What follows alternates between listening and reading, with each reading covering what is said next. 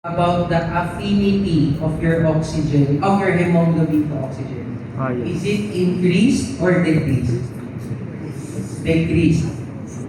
Clear yun? You need more oxygen pa para masaturate yung hemoglobin with oxygen. So, ibig sabihin nun, pag nag-shift to the right, your hemoglobin has decreased affinity for your oxygen. How about shift to the left? Increase. You need less oxygen para mag-bind sa hemoglobin. So it tells, you need less oxygen to saturate the oxygen, the hemoglobin oxygen. So tendency, your affinity of hemoglobin to oxygen has increased. Okay? Yun na, yung describe natin. Again, left shift indicates increased affinity. Tama. Left shift increased affinity, thereby promotes O2 loading. Where you're, para baliktad, no? Left shift, tama yung increased affinity, pero it promotes O2 Unload.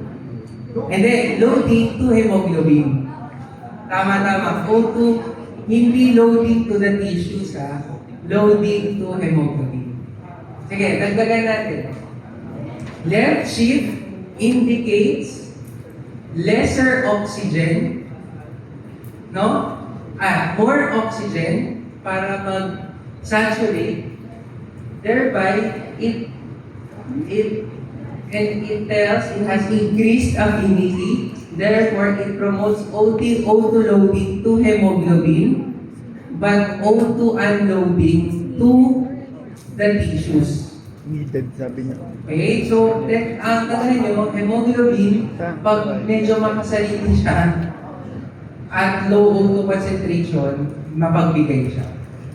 Okay?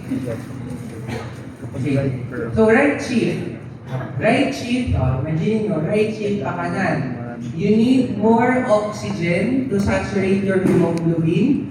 Therefore, it tells that hemoglobin has decreased affinity and thereby promotes O2 unloading from hemoglobin. Clear yun? Bago tayo mag-show ng figure. Left shift, right shift.